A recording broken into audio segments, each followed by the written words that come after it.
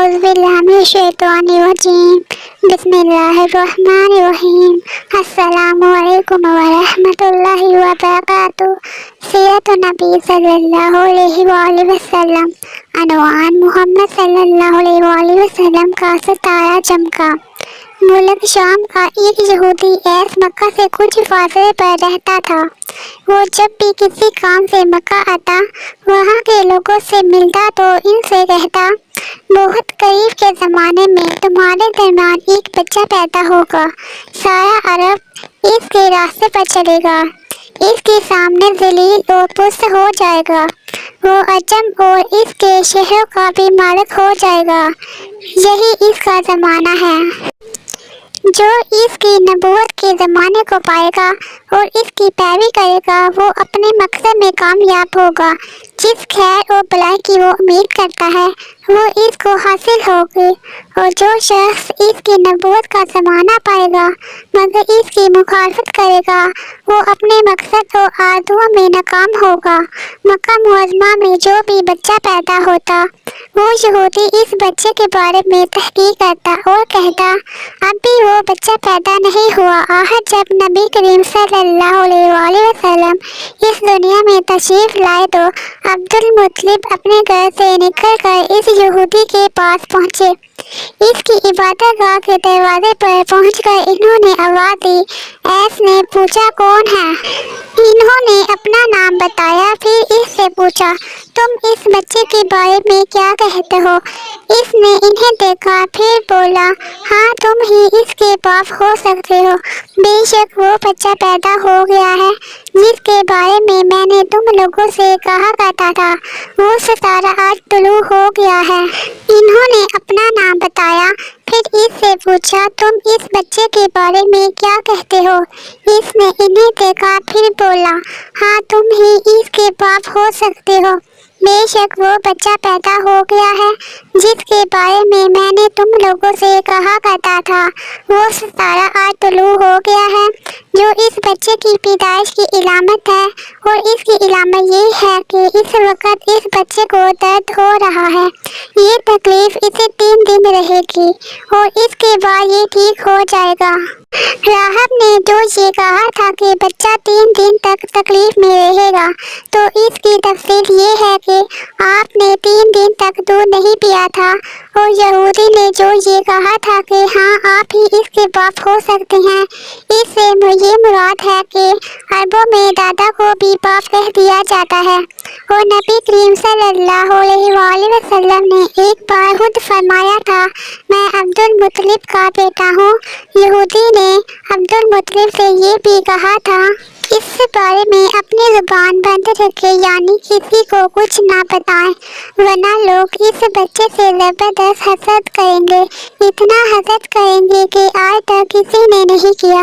और इसकी इस कदर सहद मुखालफत होगी कि दुनिया में किसी और की इतनी मुखालफत नहीं हुई।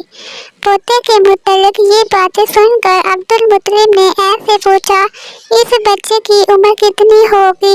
यहूदी ने इस सवाल के जवाब में कहा, अगर इस बच्चे की उम्र तबाही हुई तो भी 70 साल तक नहीं होगी, बल्कि इससे पहले ही काल या 63 साल की उम्र में वफात हो जाएगी। और इसकी उम्मत की औसत उम्र भी इतनी होगी। इसकी पैदाइश के वक्त दुनिया के बुत टूट कर गिर जाएंगे। ये सारी इलामात इस यहूदी ने गुज़श्ता अंबिया की पेशगोइयों से मालूम की थी और सब बिल्कुल सच साबित हुई। कुरैश के कुछ लोग उमर बिन नौफल और अब्दुल्ला बिन हजश वगैरह एक बुत के पास जाया करते थे। ये इस रात भी इसके पास थे जिस रात आप सल्लल्लाहु अलैहि वसल्लम की पैदाइश हुई। इन्होंने देखा वो बुत ऊंधे मुंह गिर पड़ा है। इन लोगों को ये बात बुरी लगी। इन्होंने इसको उठाया, सीधा कर दिया, मगर वो फिर गिर गया। इन्होंने फिर इसको सीधा किया, वो फिर उल्टा हो गया। इन लोगों को बहुत हैरत हुई, ये बात बहुत अजीब लगी। तब इस बुत से आवाज़ निकली, ये एक ऐसे बच्चे की पैदाइश की खबर है जिसकी नूर से मशरक और मगरब में ज़मीन के तमाम गोशे मुनव्वर हो गए हैं। बुत से निकलने वाली आवाज़ ने इन्हें और ज़्यादा हैरत अदा कर दिया। اس کے علاوہ ایک واقعہ یہ پیش آیا کہ ایران کے شہنشاہ کسریٰ نوشیروان کا محل ہلنے لگا اور اس میں شگاف پڑ گئے۔ نوشیروان کا یہ محل نہایت مضبوط تھا، بڑے بڑے پتھروں اور چونے سے تعمیر کیا گیا تھا۔ اس واقعے سے پوری سلطنت میں دہشت پھیل گئی۔ شگاف پڑنے سے خوفناک آواز بھی نکلی تھی۔ محل کے 14 کنگرے ٹوٹ کر نیچے آ گرے تھے۔ آپ کی پیدائش پر ایک واقعہ یہ پیش آیا کہ فارس کے تمام آتش کدوں کی وہ آگ بجھ گئی جس کے وہ لوگ پوجا کرتے تھے اور اس کو بجھنے نہیں دیتے تھے، لیکن اس رات میں ایک ہی وقت میں تمام کے تمام آتش کدوں کی آگ آنن فانن بجھ گئی۔ آگے پوجنے والوں میں رونا پیٹنا مچ گیا۔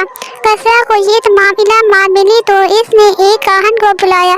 اس نے اپنے محل میں شگاف پڑنے اور آتش کدوں کی آگ بجھنے کی واقعات اسے سنا کر پوچھا، آخر ایسا کیوں ہو رہا ہے؟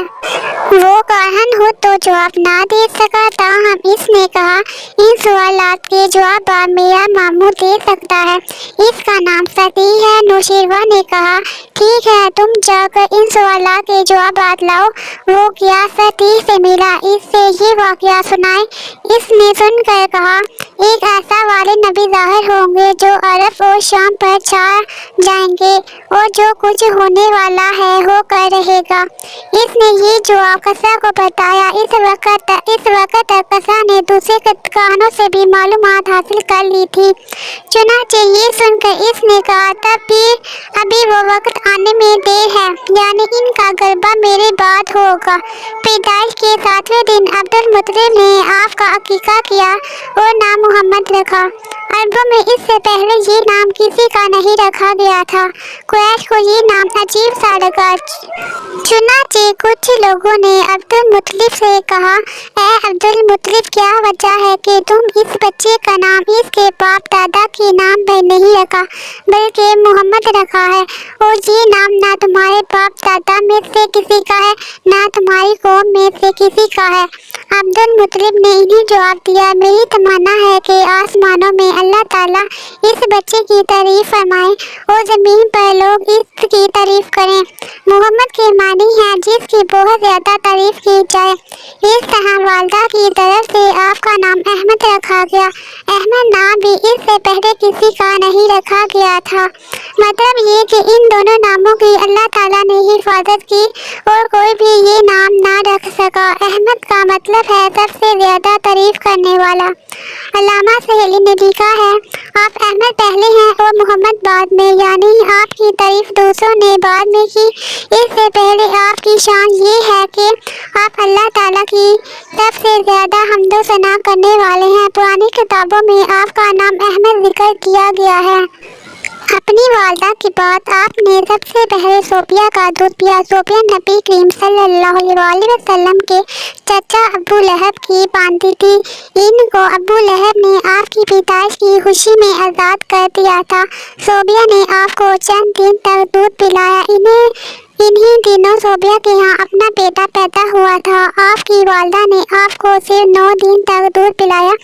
ان کے بعد صوفیہ نے پلایا۔ پھر دودھ پلانے کی باری حضرت حلیمہ سعدیہ رضی اللہ عنہا کی آئی۔ حضرت حلیمہ سعدیہ رضی اللہ عنہا اپنی بستی سے روانہ ہوئی۔ ان کے ساتھ ان کا دودھ پیتا بچہ اور شوہر بھی تھے۔ حضرت حلیمہ سعدیہ رضی اللہ عنہا دوسری عورتوں کے بعد مکہ میں داخل ہوئی۔ ان کا حشر بہت کمزور اور مریض تھا۔ ان کے ساتھ ان کی کمزور اور بوڑھی اونٹنی تھی، وہ بہت آہستہ چلتی تھی۔ اس کی وجہ سے حلیمہ رضی اللہ عنہا قافلے سے بہت پیچھے رہ جاتی تھی۔ اس وقت بھی ایسا ہی ہوا، وہ سب سے آخر میں مکہ میں داخل ہوئی۔